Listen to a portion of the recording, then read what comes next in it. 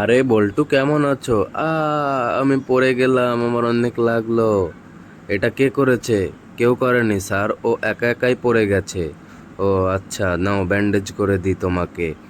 আরে, শুধু আমার সাথে এমন কেন হচ্ছে? আমাকে কেউ ইচ্ছা করে ফেলে দিয়েছে, আমি কিন্তু একা একা পড়ে যাইনি, ভূত হবে হয়তো। আচ্ছা, দেখা যাবে পরের দিন। এই বাচ্চারা, আমার ফোন হারিয়ে গেছে, তোমাদের মধ্যেই কেউ নিয়েছে।